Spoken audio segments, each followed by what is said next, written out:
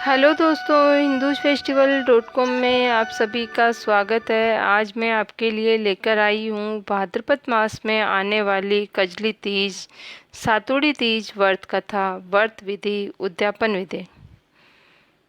रक्षाबंधन के पश्चात भाद्रपद कृष्ण तृतीया को कजली तीज का व्रत किया जाता है। इस व्रत को सातुड़ी तीज, बड़ी तीज, कजली तीज, भाद्रपद तीज के नाम से भी जाना जाता है। इस व्रत को सुहागिन स्त्रियां अखंड सुहाग की कामना कर पति की दीर्घायु का आशीर्वाद प्राप्त करती है।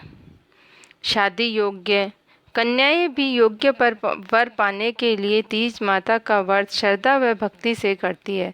सातुड़ी तीज से एक दिन पूर्व सिंजारा मनाया जाता है। सातुड़ी तीज कजली तीज व्रत के पूर्व की तैयारी। सत्तू को सूखे मेवे से सजाकर सुपारी या गिट में के मोली लपेटकर बीच में रखते हैं। नीमड़ी माता की पूजा के लिए छोटा लड्डू बनाना चाहिए। कल्पने के लिए सवा पाव का लड्डू बनाना चाहिए। एक लड्डू पति को झिलाने देने के लिए बनाना चाहिए। कंवारी कन्या भाई को लड्डू देती है। सत्तू आप अपने सामर्थ्य से के अनुसार अधिक मात्रा में अधिक प्रकार से बना सकते हैं। सत्तू चावल, चना, गेहूं का बनाया जाता है। सातुड़ी तीज कजली तीज व्रत पूजन सामग्री। एक छोटा सत्तू का लड्डू, नीमड़ी की डाली, दीपक, केले, सेब, खीरा, ककड़ी, नींबू, कच्चा दूध, सादा जल, ओढ़नी, लाल गुलाबी नीमड़ी माता को उड़ाने के लिए, पूजा की थाली, जल का कलश, गाय का गोबर, मिट्टी, आकड़े के या बरगद के पत्ते, घी, गुड़। सातुड़ी तीज कजली तीज व्रत पूजा तैयारी। मिट्टी या गाय के गोबर से दीवार के सारे एक छोटा तालाब बनाकर घी गुड़ से पाल बांधकर नीमड़ी वृक्ष की टहनी रोप देते हैं। तालाब में कच्चा दूध मिश्रित जल भर देते हैं। किनारे पर दीपक जलाकर रख देते हैं। सातुड़ी तीज कजली तीज व्रत पूजन विधि। अनामिका उंगली से नीमड़ी माता के रोली, मोली, मेहंदी, काजल से टीकी लगाएं। गुलाबी मोती लड़ी की लेस वाली ओढ़नी चढ़ाएं। मोली का लंबा टुकड़ा लेकर मेहंदी की सहायता से मोली का झूला चिपका देवें। इसके बाद नीमड़ी माता के केला और दक्षिणा चढ़ाएं। इसके बाद तालाब में दीपक की रोशनी में नींबू, खीरा, कुसुमल, ओढ़नी, नीमड़ी की पत्ती, दीपक की लो, सत्तू का लड्डू, आकड़े का पत्ता आदि वस्तुओं को प्रतिबिंब देखते हैं और दिखाई देने पर इस प्रकार बोलना चाहिए, तलाई में नींबू दिखे दिखे जैसे टूटे। इसी प्रकार अन्य वस्तुओं के नाम भी बोलने चाहिए। विधि पूर्वक पूजन के पश्चात तीज माता की कहानियाँ सुननी चाहिए।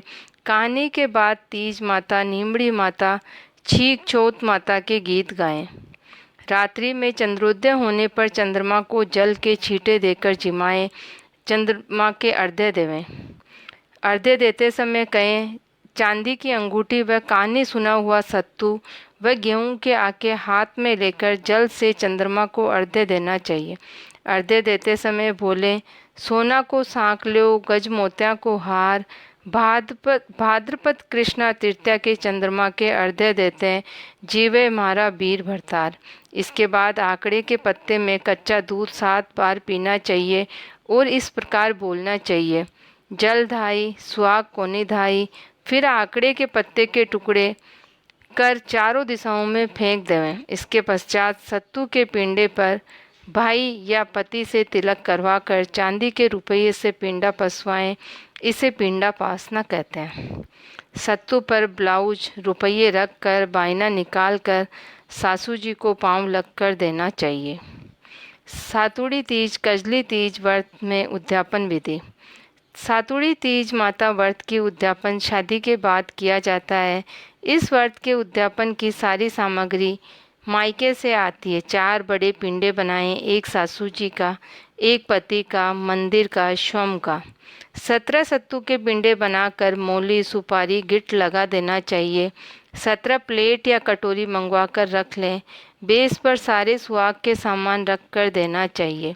17 सुहागिनों को संकल्प छोड़कर सत्तू के पिंड, बेस, सारा सामान देना चाहिए। इसके बाद कहानी सुने। सातुड़ी तीज, कजली तीज व्रत की कहानी। एक साहूकार था, उसके 7 बेटे थे। साहूकार का छोटा बेटा वेश्यागामी था। उसकी पत्नी अपनी जेठानियों के यहाँ घर का काम करके अपना गुजारा किया करती थी। भादवे के महीने में कजली तीज माता का व्रत आया। सभी ने तीज माता का व्रत किया, सत्तू बनाया। उसकी सास ने एक छोटा लड्डू उसकी पूजा के लिए भी बना दिया। शाम को तीज माता, नीमड़ी माता का विधि पूर्वक पूजन करके कहानी सुनने के बाद सत्तू का पिंडा पासने लगी। तभी उसका पति वेश्या के से आया और बोला, दरवाज़ा खोल। उसने दरवाज़ा खोल दिया। उसका पति बैठा भी नहीं और उसी क्षण कहा, मैं कि मुझे अभी इसी समय वेश्या के यहाँ छोड़कर आ। वह उसे वेश्या के यहाँ छोड़कर आई। ऐसा उसने 6 बार किया और वह 7वीं बार भी वापस आया और बोला, चल मुझे वेश्या के यहाँ छोड़कर आ, अब वापस नहीं आऊँगा। 7वीं बार जब पति को छोड़कर आने लगी तब रास्ते में एक बरसाती नदी आती थी। जोर से बरसात आने लगी तब वह एक पेड़ के नीचे बैठ गई। जब आने लगी तो नदी में से आवाज़ आई, आवतरी जावतरी दोना खोल पीवतरी, तो पिया की प्यारी होई। उसने पति को पीछे मुड़कर देखा तो दूध का दोना तैरता हुआ दिखाई दिया। उसने उस दोने से 7 बार दूध पीकर उसके 4 टुकड़े कर चारों दिशाओं में फेंक दिए। तीज माता की ऐसी कृपा हुई कि उसके पति को उसकी पत्नी की याद आई और वेश्या से बोला कि मैं अपनी पत्नी के पास जाऊंगा। वेश्या ने अपना सारा धन उसको देकर विदा किया। पति सारा धन लेकर घर आया और आवाज़ लगाई, दरवाज़ा खोल। उसकी पत्नी ने कहा, अब मैं दरवाज़ा नहीं खोलूँगी। तब उसने कहा, दरवाज़ा खोल, अब मैं वापस नहीं जाऊँगा, अपन दोनों मिलकर सत्तू पासेंगे। लेकिन उसकी पत्नी को विश्वास नहीं हुआ। उसने कहा, वचन दो, वापस वेश्या के यहाँ नहीं जाओगे। पति ने पत्नी को वचन दिया और दरवाज़ा खोला तो देखा उसका पति गहने, कपड़ों, धन माल के साथ खड़ा है। उसने अपने पत्नी को सब दे दिया। फिर दोनों ने प्रेम से सत्तू पासा। सुबह जब जेठानी के यहाँ काम करने नहीं गई तो बच्चों को बुलाने भेजा तो देखा कि काकी गहने, नए कपड़े सज संवर कर बैठी है और काका भी बैठे हैं। तो बच्चों ने पूछा, चाची ये कहाँ से आया? तब उसने कहा, ये तो तीज माता की कृपा हुई है, अब मैं काम पर नहीं आऊँगी। बच्चों ने घर आकर सारी बात बताई। सब लोग अत्यधिक प्रसन्न हुए। हे तीज माता, जैसे आप साहूकार के बेटे बहू पर प्रसन्न हुई, वैसी सब पर प्रसन्न होना, सबके दुख दूर करना। कजली तीज माता की जय। सातुड़ी तीज, कजली तीज व्रत की दूसरी कहानी। एक गांव में एक गरीब ब्राह्मण रहता था। भाद्रपद मास में सातुड़ी तीज का व्रत आया। उसकी पत्नी ने कहा, आज मेरे सातुड़ी तीज का व्रत है, मेरी तीज माता की पूजा करने के लिए सत्तू लाना। तो ब्राह्मण चिंतित हो गया और विचार करने लगा, चोरी करूं या डाका डालूं, पर पूजा के लिए तो सत्तू लाना ही पड़ेगा। रात्रि के समय ब्राह्मण घर से निकला और साहूकार की दुकान में घुस गया। ब्राह्मण ने चने की दाल, चीनी, घी लेकर 1.25 किलो वजन कर सत्तू बना लिया और जाने लगा। तभी दुकान का नौकर उठ गया और चोर चोर करके चिल्लाने लगा और उन्होंने ब्राह्मण को पकड़ लिया। साहूकार आया तो उसने पूछने पर ब्राह्मण ने कहा, मैं चोर नहीं हूँ, मेरी पत्नी ने तीज माता के व्रत किया है, इसीलिए मैं सिर्फ 1.25 किलो सत्तू बनाकर ले जा रहा हूँ। ब्राह्मण की तलाशी लेने पर सत्तू के अलावा उसके पास कुछ नहीं मिला। उधर चांद निकल आया। उसकी पत्नी इंतजार कर रही थी। साहूकार ने उसकी गरीबी व ईमानदारी से प्रसन्न होकर ब्राह्मण की पत्नी को धर्म की बहन बना लिया। पूजा की सामग्री, सत्तू, कपड़े व बहुत सारा धन देकर ब्राह्मण को विदा किया। हे तीज माता, जिस प्रकार ब्राह्मण व उसकी पत्नी की लाज रखी, वैसी सबकी रखना। जय बोलो तीज माता की जय।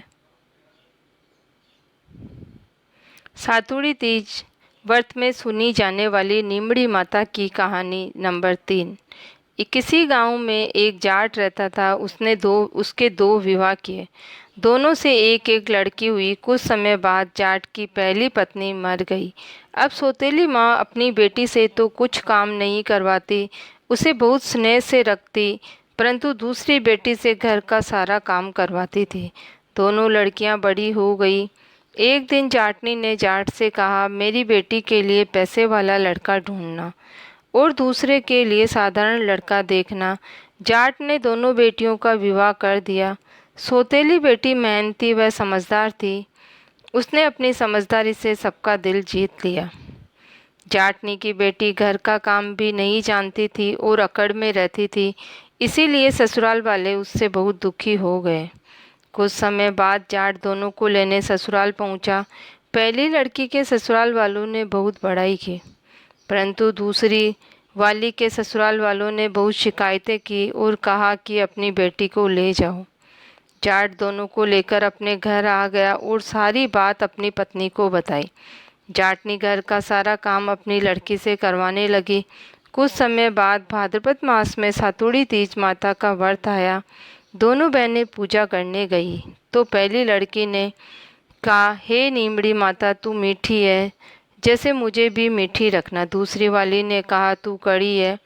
माँ ने सुना और तुरंत समझ गई और लड़की को वापस पूजा करने भेजा।